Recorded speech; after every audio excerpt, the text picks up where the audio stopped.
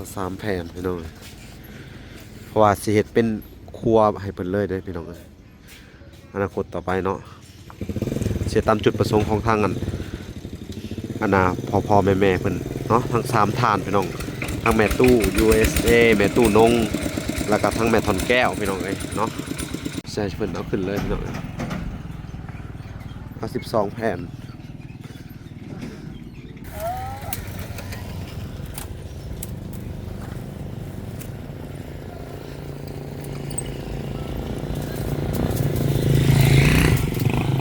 พี่น้องเดี๋ยวทางเวลาก็สิไปจ่ายค่าเครื่องของแล้วก็สิไปชื่อของอยู่ของกินเข้าไปพี่น้องพี่น้องเนาะก็เดินทางมาฮอดแหละทางชาวบ้านเพิ่นก็เต็มพี่น้องเตรียมที่จะซอยเนาะเฮาก็สิได้สั่งไม้เป็นอันนี้คือค้างพี่น้องนี่เอาเรื่องมากับเชมันพี่น้องสวัสดีนะบ้านเดี๋ยวสวัสดีจดยังน่ะโอ้บัญชีเก็บเงินนี่แหละโอ้รายการเก็บเงินเฮ็ดครัวบ่เฮ็ดครัวให้ยัดเฮ็ดทางเข้านี่นะโอ้มีเส้นทางเข้าห้องการบาทนี่นะโอ้นี่นะโดยเสียทางมานี่เลยโดยโอ้ว่าสั่นเนาะซะพี่น้องเขาก็สั่งใหม่นะโอเคพี่น้องพาก็เห็นยังนี่ย่างเขียดสบายดีโดยเห็นยังน่ะผมใหม่คือบอกออกมาตูมเขายังใช้ผมเก่าอยู่นะสบายดีอ่ะสบายดีแล้วพากันนะลูกคอยไปหากันเขียดไปหาเขียดกินเขียดน้องมันนี่กำลังสิกินข้าวเช้าบ่ฮะบ้าไปทำจนอยู่กำลังสิกินเนาะกำลังสิกินเป็นจังได้มื้อนี่ฮะสิได้อันน่ะให้ได้สิได้มาเฮ็ดกระต๊อบให้เด้อไปมาเบิ่งของนี่มาเฮ็ดได้บัดนี้ไปมาพากันย่อลงสวยกันสังกะสีพี่น้อง20แผ่นไปเอาลงซอยกันแน่23แผ่นเพิ่นนี่แต่พี่น้องจับกล้องอยู่ได้หาทางชาวบ้านเดี๋ยวดีเด้อหุ่นย่อไปผู้หลายคนอยู่พี่น้องระวังเด้อ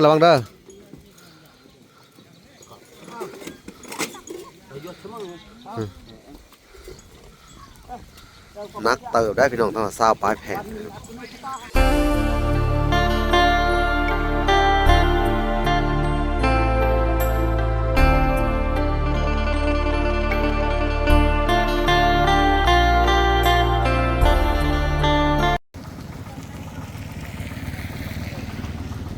โอเคพี่น้องเนาะกราบสบายดีพ่อแม่พี่น้องเนาะเบิดสู่ขู่สู่คนพี่น้องเนาะเบิดสู่หม่งสู่บอนพี่น้องยินดีเข้าสู่ช่อง YouTube เบาหลาดสายบุญคุณธรรมคือเก่าพี่น้องเส้นเก่าเส้นเคยพี่น้องทักทายสบายดี FC ทางฝั่งไทยและ FC ทางฝั่งลาวและ FC ทั้งต่างประเทศเด้อพี่น้องเนาะมื้อนี้ก็บ่ละสิมาซื้อสังกะสีพี่น้องแล้วก็ผ้าแถบเนาะบ่ละก็สิได้เข้าไปเฮ็ดกระต๊อบให้ทั้งครอบครัวซาวลี่เนาะแม่ลูก4พี่น้องเนาะแล้วก็สิซื้อเป็นตะปูแน่พี่น้องแล้วก็สังกะสีแล้วก็ผ้าแถบเนาะแล้วก็อาหารการกินเนาะเพื่อเฮาสิได้หาทางในบ้านเนาะแล้วก็พี่น้องเพิ่นพวกกระต๊อบซอยพี่น้องมื้อนี้เนาะทางเวลาก็สิเข้าไปติดตามเบิ่งแล้วก็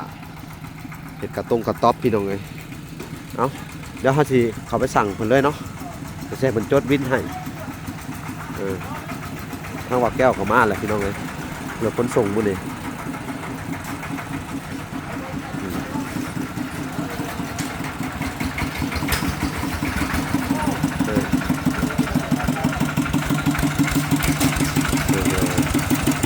แต่เพิ่นใส่น้ำมันเนาะเวลาใส่น้ำมันเพิ่นเนาะโอเคสบายดีใส่น้ำมันเต็มถังรถ ให้เพิ่นใส่น้ำมันเต็มถังเอาอัน12 ฟุตแผ่นเท่าไหร่บ่48เอา12 ฟุตแหละเอา20แผ่น20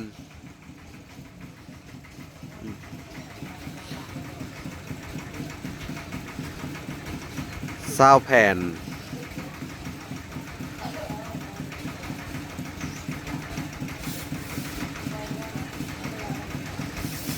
20แผ่น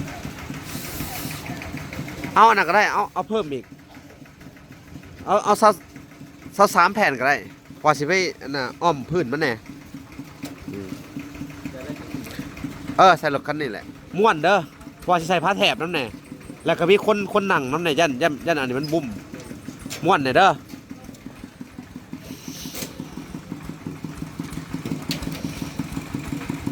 เห็ดบินหั่นเด้อเจ๊บินน้ำมันเท่าไหร่น้ำมันบวกแค่น้ำมันเลยเด้อน้ำมัน70เกียนบินเลยก็23แผ่นถ้าไม่เฮียเอาจาก12แผ่นฮะ70ไปเห็ดบินใหม่เด้อ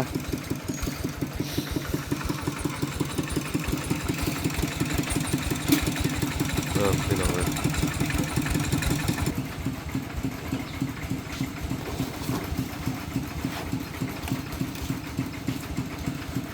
เดี๋ยวเวลาสิไปสั่งตะปูก่อนพี่น้องเลยพี่น้องเอาตะปูน้ำไหนเด้อเซนซิได้ล่ะค่ะน้ำมันเด้อโอเคพี่น้องเดี๋ยวทางเวลากันสิเอาตะปูน้ำไหนพี่น้องเลยตะปู10อันนะพี่น้องเลยตะปู10นี่น่าจะเอาโล1ตะปู8โล1แล้วก็ปะตะปูอันตอกสังกะสีนี่เอานี่ฮะมึงเอานี่ฮะโลครึ่งก็ได้ยังเดี๋ยวเอาเดี๋ยวเอานี่โล1เอาตัวใหญ่นี่โลครึ่งตะปูอันตอกสังกะสีน้ำเด้อฮะเบิดเลยโอเคเบิดกระยาได้ใช้ไปซื้อบนมาพี่น้อง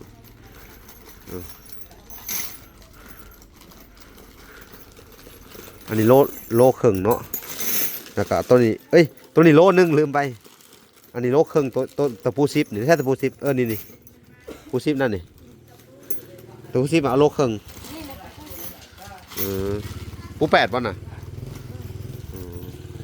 โอเคพี่น้องผมไปจัดการแล้วก็ใส่เพิ่นเขียนใส่วินนำเด้อพี่น้องให้เพิ่นเขียนรายการ12แผ่นอันสังกะสี23แผ่น12 ผุดบ่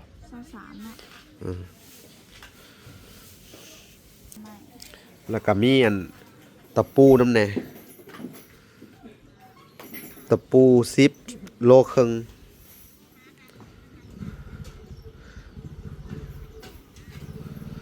ตะปู8อันโลนึงตะปูต่อสังกะสีหมูมีแล้วอ่ะแม่มันเบื่อ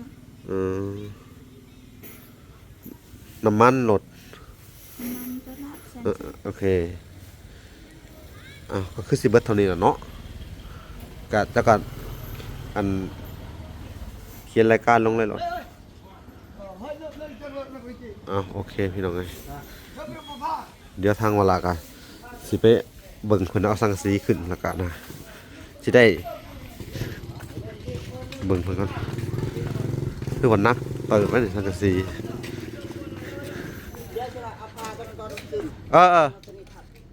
แม่นแหละ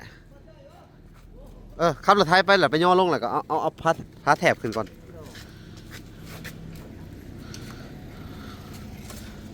3แผ่นพี่น้องเพราะว่าสิเฮ็ดเป็นครัวให้เพิ่นเลยเด้พี่น้องอนาคตต่อไปเนาะเสียตามจุดประสงค์ของทางอันน่ะพ่อแม่เพิ่นเนาะทั้ง3ท่านพี่น้องทั้งแม่ตู้ USA แม่ตู้นงแล้วก็ทั้งแม่ทอนแก้วพี่น้องเนาะ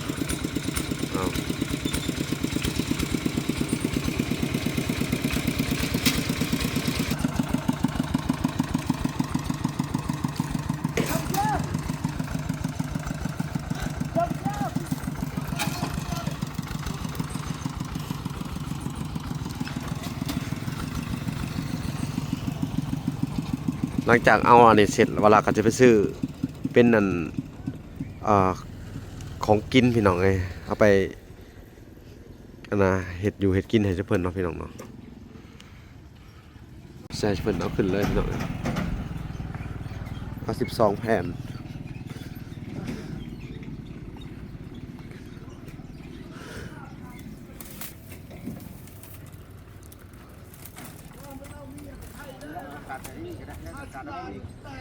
เฮ็ดสักก็ได้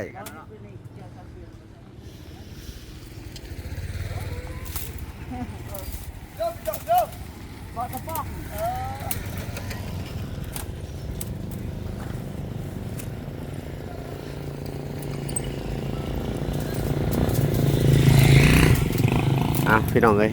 เดี๋ยวทางเวลากันสิไปจ่ายค่าเครื่องของแล้วก็สิไปอันชื่ออันของอยู่ของกินเข้าไปพี่น้องเอ้ยมื้อนี้ค่อนข้างจะน่าจะอันเฮ็ดเกือบเบิดมื้อพุ่นแหละพี่น้องเหลือจังไดเนาะ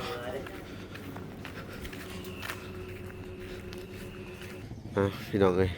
ทางเวลาก็สิมาจ่ายเงินเลยเนาะทั้งเบิดเท่านั้นนะพี่น้อง2 ล้าน4 แสนนี่พี่น้องทางเวลาก็จะใช้เงินรวมเนาะรวมทั้ง3 คนพี่น้องเอ้ยเนาะหลังจากซื้อดินไปแล้วเนาะอันน่ะเบิดไป13 ล้าน5 แสนพี่น้องเอ้ยแล้วก็สิมาซื้ออันนี้ต่อพี่น้องเอ้ยเนาะเพราะว่ามื้อหน้าเวลาก็จ่ายค่าไม้ไปนำแน่พี่น้องเอ้ยล้าน2 แสนแล้วก็สิมื้อนี้ก็สิจ่ายค่าอุปกรณ์พี่น้องเอ้ยนี่เท่าไหร่นี่2 ล้านเท่านั้นนี่450,000บ่450,000ลืมไป 450,000บ่ลดบ่ 5,000 ฮะ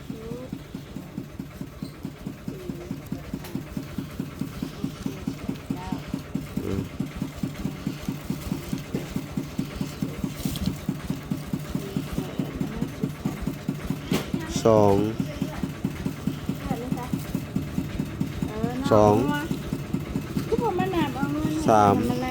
4เอ้า4โอเคพอแล้วเนาะร้านน้อยแล้วก็จีกเอาวินเดอร์เอ้าพี่น้องเอ้ยเอาจีกให้แน่เดี๋ยวเอานี่พี่น้องเอ้ยคือปูตอกเสือสีคือเดี๋ยวสิไปซื้อเอาอยู่ห้านนี่เพิ่นบ่มีไปพี่น้องเอ้ยเดี๋ยวสิไปซื้อตะปูต่อสังสีน้ำแน่พี่น้องเอ้ยโอเคสามุ่งหน้าไปถ่าเด้อหรือว่าไปซื้อข้าวกันเนาะเอาช่องปูช่องสีแล้วก็แล้ว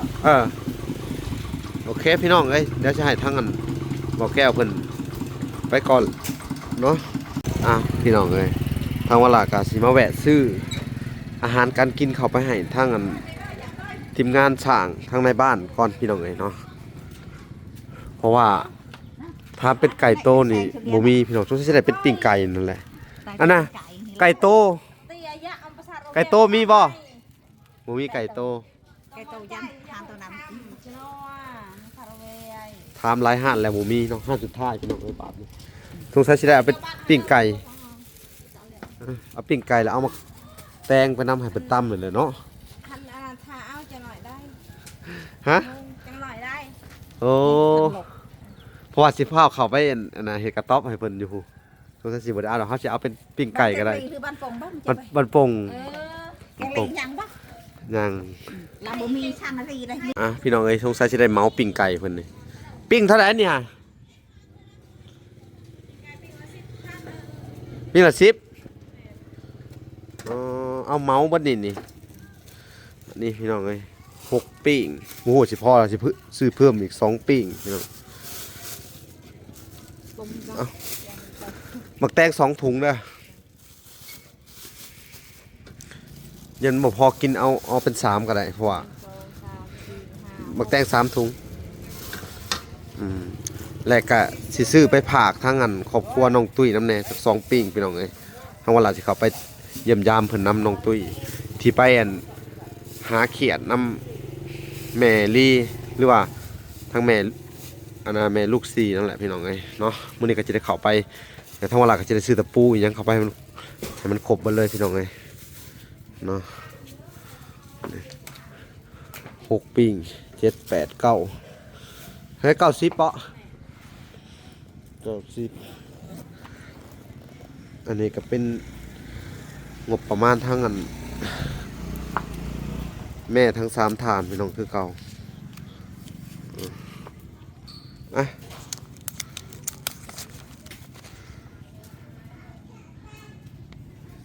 100,000ทอน10,000สิซื้อไปเพิ่มอีก2ปิ้งพี่น้องเอ้ยถ้าว่าเราสิซื้อไปเพิ่มปิ้งไก่อีก2ปิ้งพอจะได้ไปพาไปต้อนแม่น้องตุ้ยเนาะพี่น้องเอ้ยเนาะถ้าว่าละอากาศสิแวะซื้อตะปูพี่น้องเอ้ยเนาะเอาโลนึงพี่น้องเอ้ยโลละ50พี่น้องไม่ใช่ละคุณกำลังไปตักอยู่พี่น้องเอ้ยโลละ50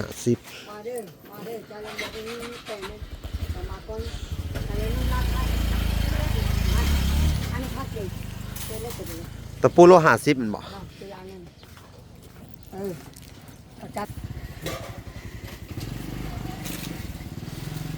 โลหนึ่งบน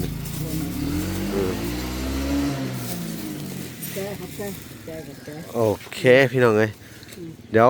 ไปพบพ่อกันอยู่บ้านแม่ลูก4กันเลยพี่น้องเอ้ยสิได้ออกเดินทางล่ะพี่น้องเอ้ยให้รถไถเพิ่นมุ่งหน้าไปก่อนพี่น้องเอ้ยโอเคพี่น้องเอ้ยเนาะก็เดินทางมาฮอดแหละทางชาวบ้านเพิ่นก็อันเต็มพี่น้องเตรียมที่จะซอยเนาะเฮาก็สิได้สั่งไม้เป็นอันนี้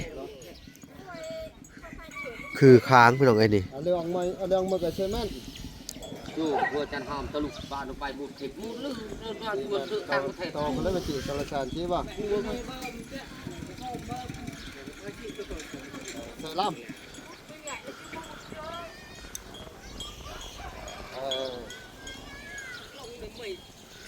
เป็นอะไรอันไม้เนี่ยต้นละแสนมันบ่ต้นละแสนมันบ่แพงไปบ่ บ่เลย บ่แพง ไม่นั้นนา13นะอ๋อโอเคจ้ะอันให้เจ้าไล่เบิ่งเฮ็ดอันนั้นคือค้างสินะไล่เบิ่งดูจักโตมันใส่จักโต คุณมนเลยปะ อะไรคือทั้งชอบ สากไปเอา4โตโอเค4แล้วบัดนี้ต้งกะต้ง5 ตรงห้า โอเคฮะ เป็นเกาโต โอเค พอซองมีพุ่น ดีได้เนาะ เอา9โตเนาะโอเคสัก900,000เอามาโลดสั่งให้เขามาโลดพี่น้องเอ้ย9โตเดี๋ยวสิจ่ายค่าไม้อันนี้พี่น้องเอ้ยไม้ตัวนี้มันหน้าใหญ่เนาะคือค้างให้เพิ่นเนาะทางในบ้านเพิ่นก็เต็มอยู่พี่น้องสวัสดีนะบ้าน เดี๋ยวสวัสดีจดยังน่ะ โอ้บัญชีเก็บเงินนี่แหละ โอ้รายการเก็บเงินเฮ็ดครัวบ่ เฮ็ดครัวให้ยักเฮ็ดทางเข้านี่นะ โอ้ มีเส้นทางเข้าห้องการบาทนี่นะ โอ้นี่นะ โดย เสียทางมานี่เลย โดย โอ้ว่าสั้นเนาะท่านพี่น้องเอ้ยเขาก็สั่งใหม่นะ ดมขึ้นนำคอมเมนต์ โอเคพี่น้องเอ้ยพี่น้องเอ้ยตัดผ้ามาอยู่ทางนี่ถ้าว่าแก้เพิ่นก็เดินทางมาฮอดเลยนี่พี่น้องเอ้ย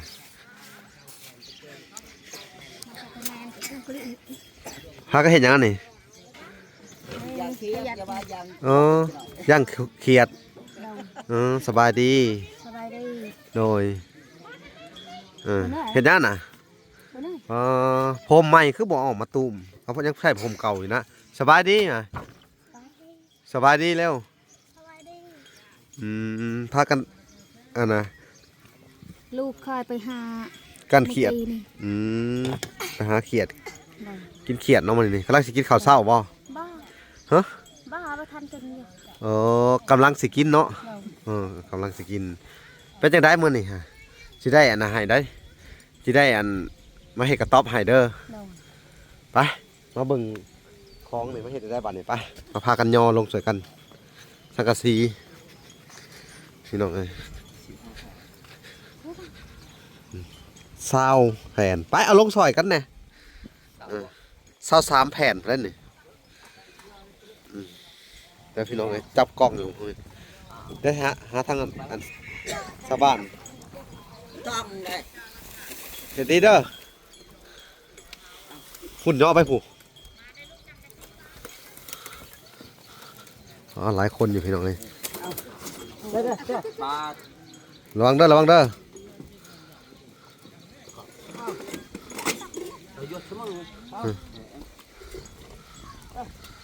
นักเติบได้พี่น้องตั้งแต่เช้าปลายแผ่น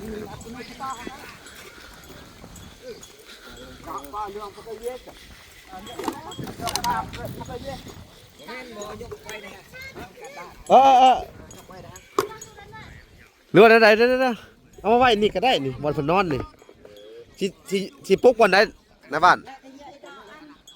ปุ๊กยาวไปสิเด้อปุ๊กยาวไปสิเคียงขู่กับเพื่อนไปสิเนาะนี่ปุ๊กยาวไปสิก็ได้นี่ปินหน้าทางนี้บ่ปินนั่นออกมาพี่ปุ๊กยาวเขาไปพุ่นทั้งต้นไม้ผมก็ได้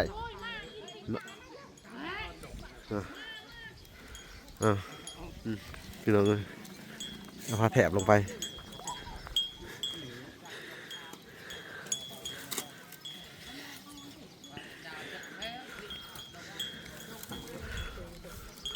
ทั้งซาลี่เพิ่นกะมาซอยครับทั้งบ่อแก้วนั่นแหละพี่น้องเอ้ย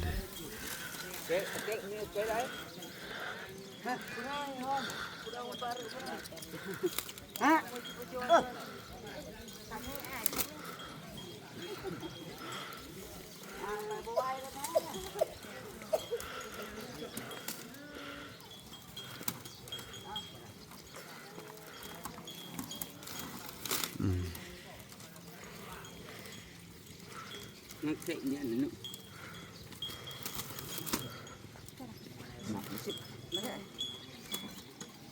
นับเป็นอยู่บ่นับเป็นอยู่13 โอเค12แผ่นพี่น้องเอ้ยตะปูพูดแล้วเอาไปไว้ในเทียงเผื่อก็ได้ตะปูเด้อพี่น้องเอ้ยกระเช้า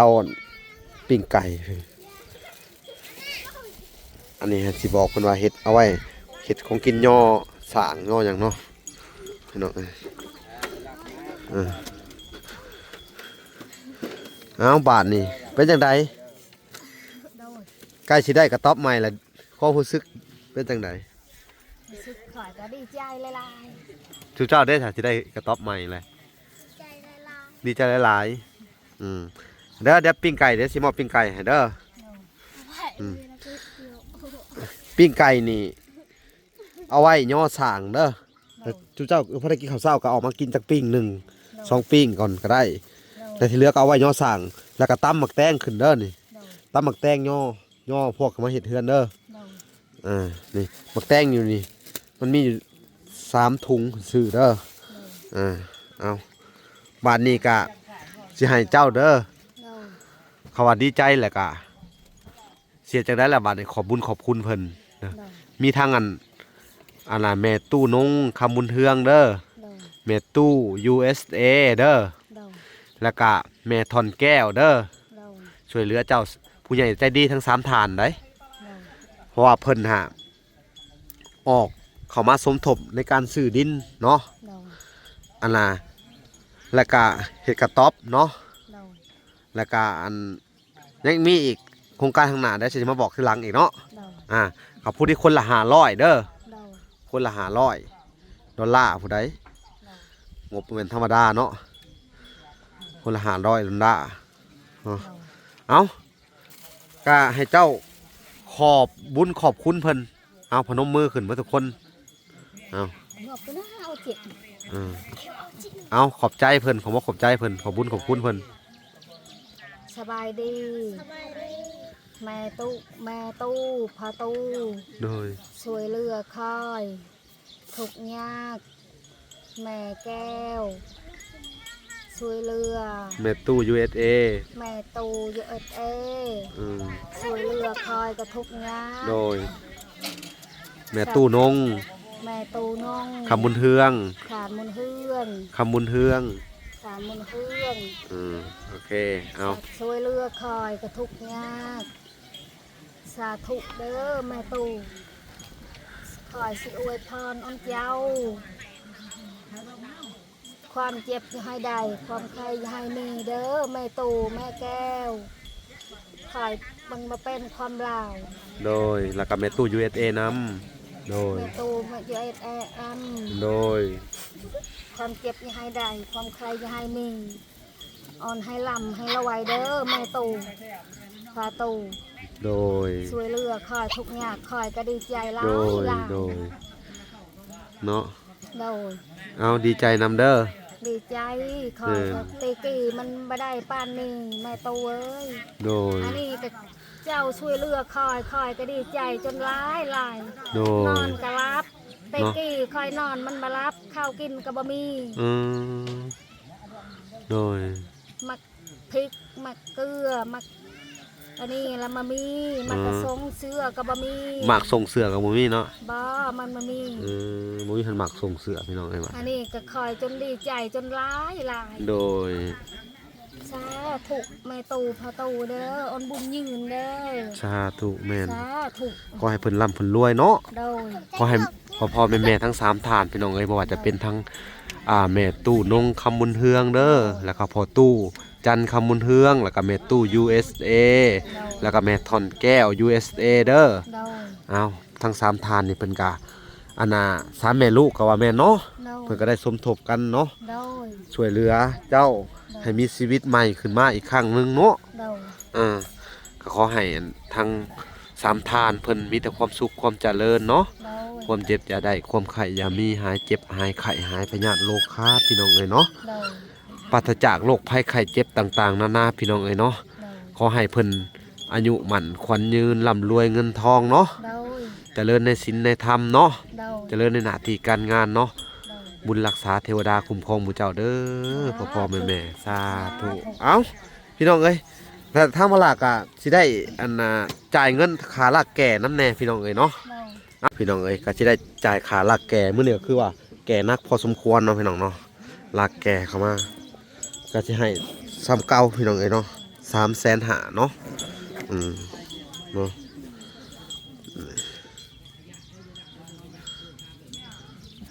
เอานับเอา 2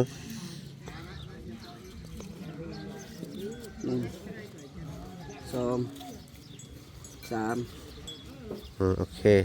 350,000เด้อเอาโอเคขอบคุณหลายๆเอาโอเคเนาะอันค่ากลับเมื่อพี่น้องเอ้ยก็มีทั้งอันนี้แหละเมตู้เพิ่นก็บอกว่าให้ซื้อข้าวโดยให้ทางทีมงานแน่พี่น้องเอ้ยเนาะทั้งเบาล่าแล้วก็เบาน้อยเบาพรพี่น้องสอบหนึงแล้วก็ให้เจ้าสอบหนึงเด้อเอาโอเคเดี๋ยวจังสิไปถ่ายแวะเมื่อพี่น้องเอ้ยเนาะเอาก็ต้องขอบคุณผู้ใหญ่ใจดีทั้ง3ท่านพี่น้องเอ้ยพ่อแม่เนาะที่อุปถัมภ์ค้ำสู้เนาะเอาคลิปนี้ก็สิได้ไปติดตามกันใหม่คลิปหน้าพี่น้องเอ้ยให้เพราะว่าทั้งเวลาก็สิเฮ็ดกระต๊อบเนาะเวลาก็สิได้จบคลิปก่อนเนาะแต่เพียงเท่านี้เนาะฝากไปติดตามคลิปตอนต่อไปพี่น้องเอ้ยคลิปนี้ก็ขอกล่าวคำว่าสบายดีเด้อ สบายดี และสวัสดีพี่น้องเอ้ยพอกันใหม่คลิปหน้าเนาะ โดย บ๊ายบายโอเค